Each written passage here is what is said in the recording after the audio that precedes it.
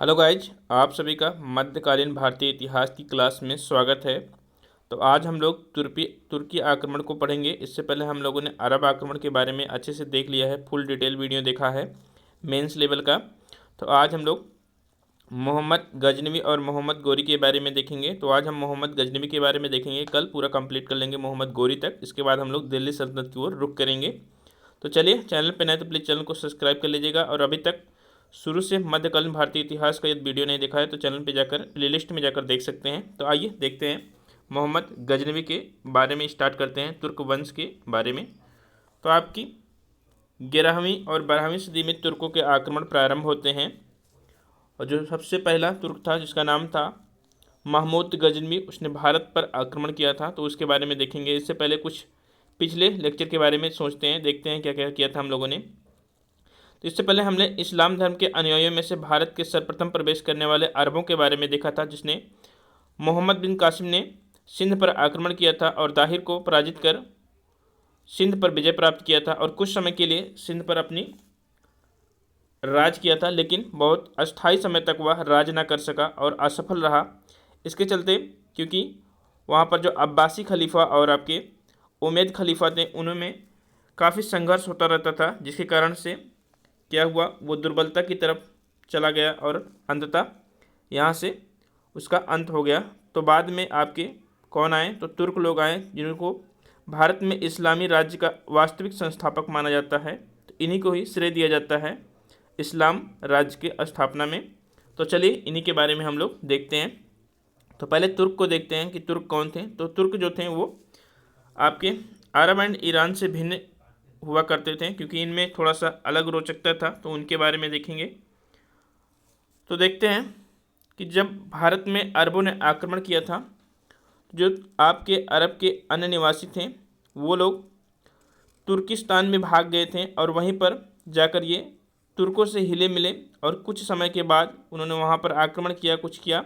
इसके बाद वो तुर्की वंश में कन्वर्ट हो गए। तो उन्हीं के बारे में हम लोग देखेंगे। तो तुर्की जो थे वो अरब और ईरान से भिन्न थे। उनकी बुद्धि और व्यवहार का मुख्य आधार तलवार था। तो उनमें तलवार से ज़्यादा कुछ नहीं आता था। तो उनके आधार जो थे वो मुख्य आधार तलवार था। उसी के आधार पर वे आगे बढ़ते गए, और भारत जैसे राज्यों पर भी उन्होंने अपना अधिकार कायम किया। और मंगोलों से उनके दूर के संबंध थे। तो मंगोल भी आपके लुटेरे ही हुआ करते थे, तो उन्हीं की तरह इनका भी संबंध था, लेकिन वो बाद में आकर थोड़ा सा सुधर गए। तो मंगोलों से इनके दूर के संबंध थे, और तुर्की उन्हीं की भांति समय समय पर क्रूरता करते थे। तो क्रूर व्यक्ति थे, ये बात याद रखना है। साथ में उनकी स्वयं की महत्वाकांक्षा निरंतर उन्हें आगे बढ़ने के लिए बाध्य करती थी। तो उनमें इतना महत्वाकांक्षा आ गया था कि वे निरंतर बढ़ने के लिए बाध्य हो जाते थे, और धीरे धीरे ईरान, इराक, अफ़गानिस्तान और अंततः भारत तक उन्होंने अपना क्या किया, इस्लाम धर्म का प्रचार किया, और धनों को काफ़ी लूटा तुर्कों ने। तो चलिए महमूद गजनवी के बारे में देखते हैं। अब महमूद गजनवी के बारे में पूरा डिटेल से देखेंगे, इसके बाद धीरे धीरे पूरा का पूरा सब कुछ देखते चलेंगे। तो महमूद गजनवी गजनी वंश या उसे यामिनी वंश भी कहा जाता है। तो यामिनी वंश का ईरान की एक शाखा हुआ करता था। ईरान की एक शाखा हुआ करता था क्या, गजनी वंश। वहीं पर ये गजनी वंश की स्थापना किया गया था किसके द्वारा, तो अलप्तगिन के द्वारा किया गया था। तो अरब आक्रमण के समय तुर्किस्तान भाग गए थे ये लोग। तो ध्यान देना, अरब जब आक्रमण किए थे मोहम्मद बिन कासिम ने, तो ये लोग तुर्किस्तान भाग गए थे, जहाँ वह तुर्कों के साथ घुल मिल कर गए, और बाद में उन्हीं तुर्की वंशज कहा गया। तो इन्हीं को तुर्की वंशज किया गया, जो तुर्क में जाकर तुर्कों के साथ तुर्कमेनिस्तान में जाकर मिल गए थे, और वहीं पर ये तुर्की वंश की स्थापना की। नेक्स्ट देखते हैं स्थापना किसने किया था। तो स्थापना अलप्तगिन ने किया था 963 ईस्वी में। अमीर अबू बकर लाविक, तो अमीर अबू बकर लाविक से जाबलिस्तान तथा उसकी राजधानी गजनी को छीन लिया था। किसने, अलप्तगिन ने युद्ध कर उसको छीन लिया था, और उसी समय से गजनी को तुर्की वंश की राजधानी बनाया था अलप्तगिन ने। तो गजनी थी आपकी तुर्की वंश की राजधानी थी गजनी।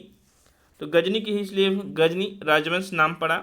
और इसी का पुत्र अलप्तगिन की मृत्यु होने के बाद इसी का पुत्र इसहक फिर गद्दी पर बैठता है, लेकिन मात्र 3 वर्षों तक ही गद्दी पर संभालता रहता है। इसके बाद उसका सेनापति बलक्तगीन, तो बलक्तगीन फिर राजगद्दी पर बैठता है और कुछ ही समय बाद फिर आगे अलप्तगीन का गुलाम पिराई शासन करता है। तो ये इनका शासन का क्रम है, आपको याद होना चाहिए शासन का क्रम।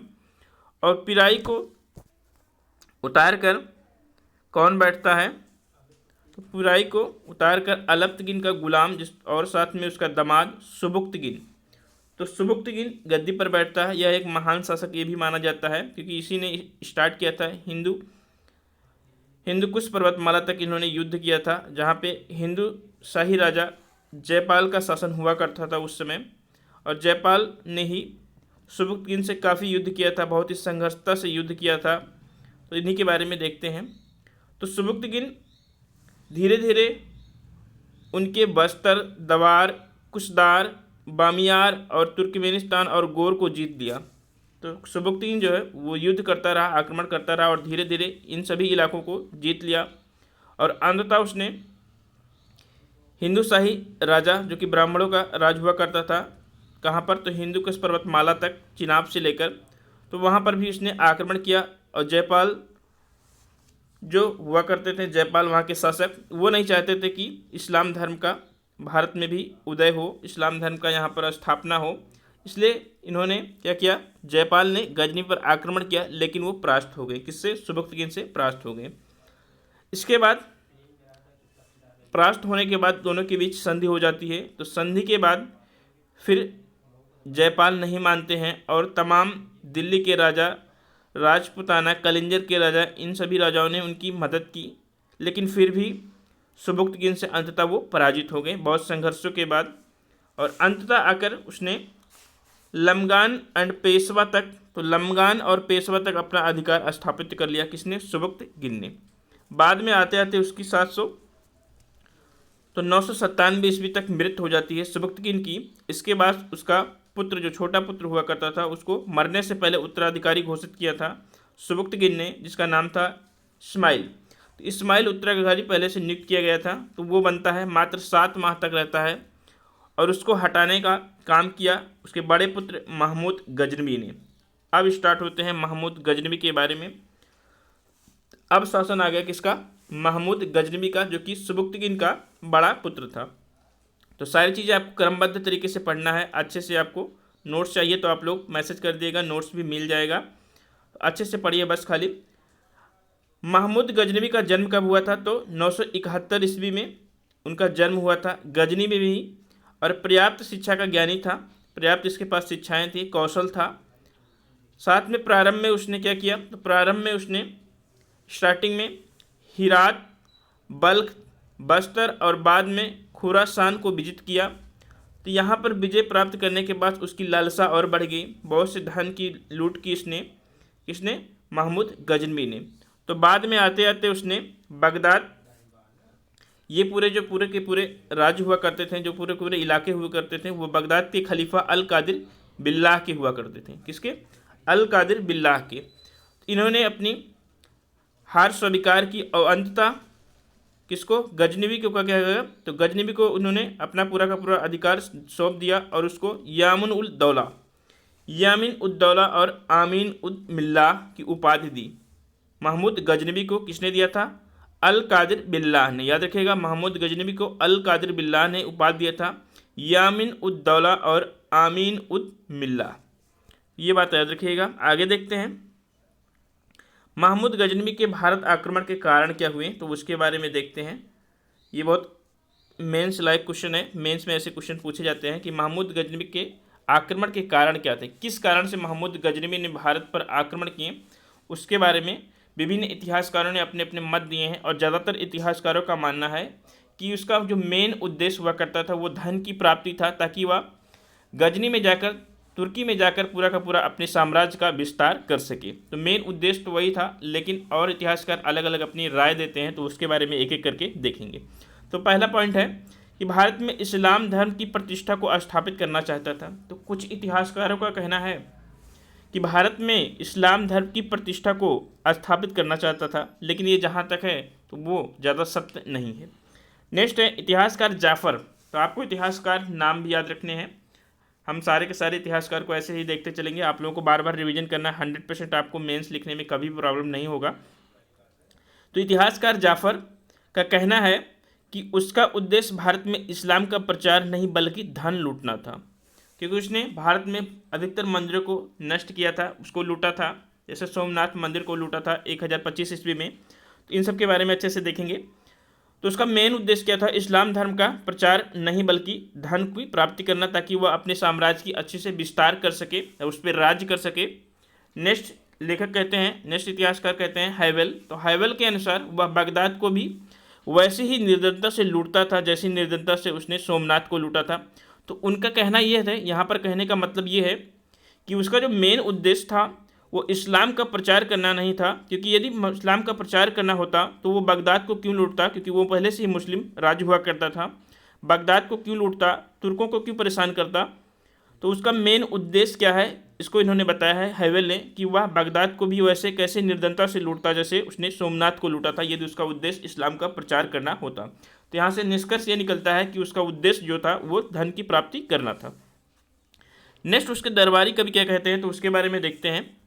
तो उसके दरबारी कवि जिनका नाम उतबी है, याद रखिएगा सारी चीज़ें हम लोग, पूरा मेंस हो या प्री हो, सब कुछ इसी पे कवर हो जाएगा पूरा डिटेल से। तो उसके दरबारी कवि उतबी का कहना है कि उसके आक्रमणों को जिहाद माना जाता। तो उसके दरबारी कवि ने उसके आक्रमणों को क्या माना है? जिहाद माना था, जिसका मूल उद्देश्य इस्लाम का प्रचार और मूर्ति पूजा को समाप्त करना था। तो उतबी का कहना है कि उसका जो मूल उद्देश्य था वो था इस्लाम का प्रचार और भारत में मूर्ति पूजा को समाप्त करना, उसका मूल उद्देश्य था, उतबी का कहना है। साथ में साथ पड़ोस के जो हिंदू राज्य हुआ करते थे, जो पड़ोस के हिंदू राज्य हुआ करते थे भारत में, उसकी स्थिति के बारे में अभी देखेंगे। उसको नष्ट करना महमूद का राजनीतिक उद्देश्य था, ये कुछ लेखक कहते हैं। साथ में आगे देखें तो आगे क्या कहा जाता है, कुछ लेखकों का कहना है कि एस की लालसा, मतलब अपनी महानता को दिखाने के लिए, महत्वाकांक्षा की लालसा, उसकी महानता को प्रदर्शित करने के लिए, तो एस की लालसा भी महमूद को आक्रमणों का कारण बताती है, ये भी कहा है। साथ में डॉक्टर ए पी पांडे का क्या कहना है उसके बारे में देखते हैं। तो डॉक्टर ए पी पांडे का कहना है कि भारत में हाथी प्राप्त करना भी उसका एक लक्ष्य हुआ करता था, जिसके उपयोग वह मध्य एशिया के शत्रु राज्यों के विरुद्ध करना चाहता था, ताकि वो उसका विस्तार कर सके। तो डॉक्टर ए के पांडे का भी यही कहना है कि भारत में हाथी प्राप्त करना उसका उद्देश्य है, जो कि ये जहाँ तक सारे इतिहासकारों का मत है तो ये ज़्यादा सही नहीं है। आगे देखते हैं अंततः परिणाम क्या निकला। तो अंततः परिणाम जो ये आया वो आया कि महमूद गजनवी का भारत पर आक्रमण का जो मूल उद्देश्य था वो धन की प्राप्ति होगा, ना कि इस्लाम का प्रचार या रक्षा करना। तो याद रखिएगा, आप लोगों को निष्कर्ष भी लिखना है, क्योंकि प्राचीन काल ही भारत के मंदिर हिंदुओं की सामाजिक और आर्थिक गतिविधियों का केंद्र हुआ करता था। तो प्राचीन काल से ही यहाँ पर भारत में जो मंदिरें होती थीं उनमें सोने चांदी हीरे जवाहरात भी हुआ करते थे। तो उससे पहले भी उसकी नज़र वहाँ पर गई होगी, उसको धन की प्राप्ति की इच्छा हुआ करती थी। इस प्रकार भारत में आक्रमण करने का जो उसका मूल उद्देश्य हुआ करता था वो क्या था? धन की प्राप्ति था, ना कि इस्लाम धर्म का या तुर्कों के साम्राज्य का विस्तार करना। नेक्स्ट क्वेश्चन देखते हैं आगे क्या है। आगे है कि महमूद के आक्रमण के समय भारत की स्थिति क्या थी, तो इसके बारे में देखते हैं, ये भी मेंस की क्वेश्चन है। तो महमूद के आक्रमण के समय भारत की जो स्थिति थी उसके बारे में देखते हैं। तो राजनीतिक दृष्टि से भारत विभिन्न छोटे छोटे राज्यों में स्वतंत्र रूप से बट गया था। तो विभिन्न छोटे राज्यों में बटा हुआ था। तो उन राज्यों को हम मैप के जरिए देखेंगे, क्योंकि मैप बनाना भी हिस्ट्री में बहुत ही इंपॉर्टेंट होता है। तो चलिए देख लेते हैं कहाँ कहाँ पर किसका राज्य हुआ करता था। तो पूरा मैप से देखेंगे, आप लोग आराम से इसको लिख सकते हैं। तो ईरान में आपको गजनी वंश देखने को मिलेगा, पश्चिमी भाग में, उत्तर भारत के पश्चिमी भाग में देखने को मिलेगा। साथ में आपको जहाँ एस्पाल का राज्य हुआ करता था उस समय हिंदुकुश पर्वतमाला, चिनाब से लेकर हिंदुकुश पर्वतमाला तक ब्राह्मण हिंदू शाही राज्य हुआ करता था, जिसके शासक हुआ करते थे आपके एस्पाल जी। तो वहाँ पर उनकी स्थिति थी। साथ में आपके उत्तर भारत में श्रीनगर में ब्राह्मण वंश का राज हुआ करता था, जिसकी मालिक थी आपकी रानी जिद्दा जी, और इनका एस्पाल जो कि ब्राह्मण हिंदू शासक थे उनके साथ पारिवारिक संबंध भी हुआ करता था। मुल्तान, सिंध, ये सभी प्रांत में मुसलमानों का राज हुआ करता था उस समय। चौहान वंश, कन्नौज में प्रतिहार राजवंशों का राज्य हुआ करता था, जो कि एक महान और शक्तिशाली राजा हुआ करते थे, नागभट्ट जी, वत्सराज जी। चालुक्य वंश का पश्चिम भारत में हुआ करता था, परमार वंश, चंदेल वंश रुहेलखंड में, सेन वंश। पश्चिम बंगाल में आपको पाल वंश, महिपाल का राज्य हुआ करता था उस समय, महिपाल जी का। और आपके दक्षिण भारत में चोल, चेर, पांड, इन सभी का राज्य हुआ करता था। लेकिन आपको मुख्य कारण जो बता दें वो था कि जो दक्षिण भारत के राज्य हुआ करते थे, वैसे तो भारत में सभी छोटे छोटे राज्य आपस में प्रतिस्पर्धा करते थे, आपस में संघर्ष करते रहते थे, जिससे उनकी दुर्बलता का मुख्य कारण बनता है। और साथ में दक्षिण भारत के राज्य जो हुआ करते थे, चोल, चेर, पांड, पाल, ये सभी उत्तर भारत में उतनी रुचि नहीं रखते थे। ये अपने ही राज्यों में खोए रहते थे, अपने में ही संघर्ष करते रहते थे स्वतंत्र होने के लिए। इसकी वजह से जो आपका उत्तर भारत का जो क्षेत्र हुआ करता था, जो आपका सिंधु प्रांत हुआ करता था, जहाँ पर तुर्कों ने आक्रमण किया पहली बार हिंदू कुश पर्वतमाला पर, यहाँ पर इनकी दृष्टि नहीं गई दक्षिण भारतीय राज्यों की, क्योंकि ये अपने में ही संघर्ष करते रहते थे। तो ये भी एक मुख्य कारण है तुर्कों के आक्रमण का विजय होने का। अब देखते हैं उसी के साथ साथ सामाजिक दृष्टि क्या थी, तो सामाजिक स्थिति क्या थी उस समय, उसके बारे में देखते हैं। तो आपके तुर्कों के आक्रमण के समय, महमूद गजनवी के आक्रमण के समय भारत में सामाजिक जो दृष्टि थी वो बहुत ही दुर्बल हो चुकी थी। इससे पहले हम लोगों ने अरब आक्रमण के समय देखा था, तो महिलाओं की स्थिति बहुत अच्छी थी, जातिवादी का उतना विरोध नहीं हुआ करता था उस समय। साथ में महिलाओं को शिक्षा की प्राप्ति का भी अधिकार था, पुरुषों के समान कुछ अधिकार हुआ करते थे महिलाओं के। लेकिन यहाँ पर आते आते जो स्त्रियों की स्थिति होगी वो अवनति की तरफ हुई, तो उसके बारे में देखेंगे। तो उस समय भारत एक दुर्बल राज्य हो गया करता था। सामाजिक दृष्टि से देखें तो भारत बहुत दुर्बल हुआ करता था, जाति उपजातियों का विभाजन हुआ था, स्त्रियों की अवनति स्थिति आ गई थी, समाज में वर्णों का विभाजन हो चुका था, ब्राह्मण, क्षत्रिय, वैश्य, शूद्र, जो कि शूद्र और वैश्य को निम्न जाति माना जाता था। और एक अन्य जाति हुआ करती थी उस समय जिसका नाम था अंतज्य। तो अंतज्य भी एक निम्न जाति हुआ करता था उस समय, जो कि समाज में 4 वर्णों से एक अलग जाति हुआ करता था, जो कि सबसे निम्न स्थान पे हुआ करता था, जिसमें आपको जुलाहे, मछली पकड़ने वाले, बुनकर, टोकरी बुनने वाले, ये सभी आते थे।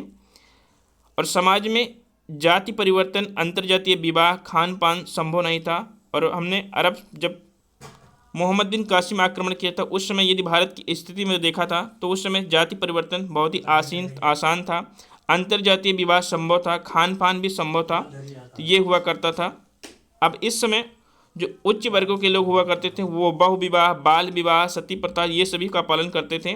और जो निम्न जाति के लोग होते थे उनके लिए ये अधिकार नहीं था। नेक्स्ट देखते हैं धार्मिक दृष्टि से भारत में स्थिति क्या थी उस समय। तो धार्मिक दृष्टि से देखें तो भारत में धार्मिक स्थिति भी गिरावट की तरफ आ चुकी थी, अवनति की तरफ हुई थी इस समय। हिंदू और बौद्ध दोनों ही धर्मों में अनाचार फैल हुआ था। तो अनाचार फैल हुआ था हिंदू और बौद्ध दोनों ही धर्मों में। धर्म की मूल भावना लुप्त हो चुकी थी और कर्मकांड की तरफ बढ़ने लगी थी इस समय आते आते। जब महमूद गजनवी ने भारत पर आक्रमण किया था, वाममार्गी संप्रदाय लोकप्रिय हुआ था, जिनका मुख्य भोजन सुरापान, मांस खाना, ये सभी, और मुख्यतः ये बंगाल और कश्मीर के क्षेत्रों में ज़्यादा देखने को मिला था। साथ में बौद्ध विहार, मठ, हिंदू मंदिर, अनाचार, भोग विलास के अड्डे बन चुके थे, केंद्र बन चुके थे, और शिक्षा संस्थाएं भी भ्रष्टाचार से बची नहीं थी। तो ये थे धार्मिक कारण। इसके बाद देखते हैं तो इसका अन्य लेक्चर कल मिलेगा आपको इसी के आगे। थैंक यू, धन्यवाद।